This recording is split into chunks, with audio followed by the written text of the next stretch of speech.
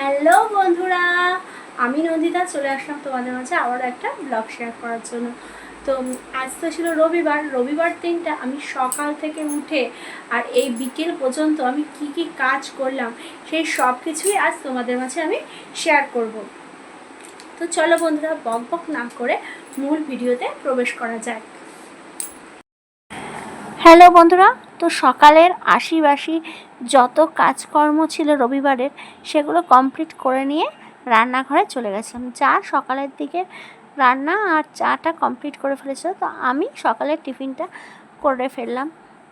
আজকে সকালের টিফিনে আমি খাবো পরোটা আর তার সাথে কালকের বেঁচে যাওয়া মাংসের ঝোল। আজকে কিন্তু খাওয়া দাওয়া বলতে গেলে মানুষ বলতে আমি, আমার যা আর আমাদের বাচ্চা কাচ্চারা, আর বাড়ির যে 4 জন মানে শ্বশুর শাশুড়ি আমাদের হাজব্যান্ড দুজন, ওদের এক জায়গায় নিমন্ত্রণ আছে। তো তা দুপুরবেলা সেখানেই চলে যাবে খেতে। সকালবেলা ওরা ভাত আর ডাল আর পালং শাক খেয়ে গেছিলো। এরপরে আমি ভেবেছিলাম রৌদ্র উঠেছে তা একটু কাপড়ে মার দেই, কিন্তু মানুষ ভাবে এক আর হয় আরেক। এইসব ঘরের থেকে মার আনতে গেছি মানে অ্যারারুটটা, তারপর দেখলাম হাসি আর অংশবাবু মিলে দুষ্টামি শুরু করে দিয়েছে।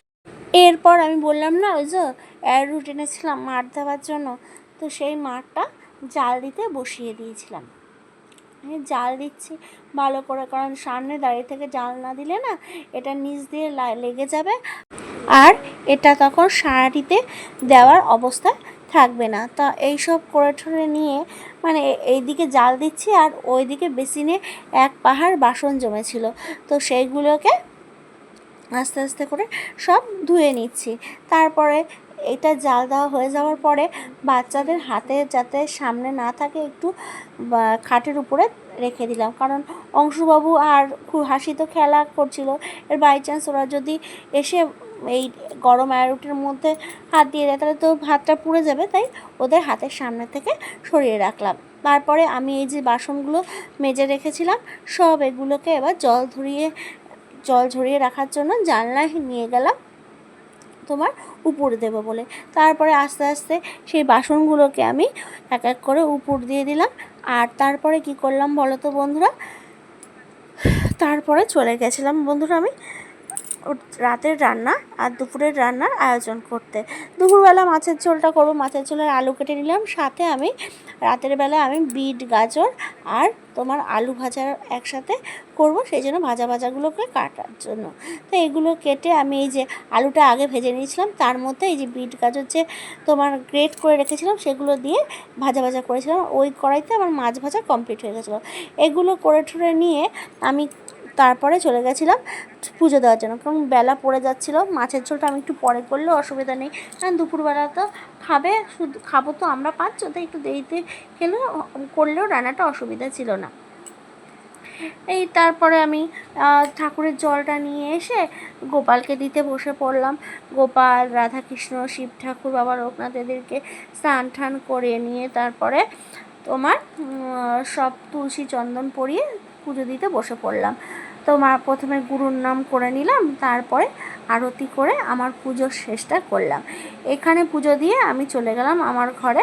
তোমরা জানো আমার ঘরে বজরংবলী আছে, তো বজরংবলীকে এখান থেকে তুলসী পরিয়ে নিয়ে চলে গেলাম আমার ঘরে তোমার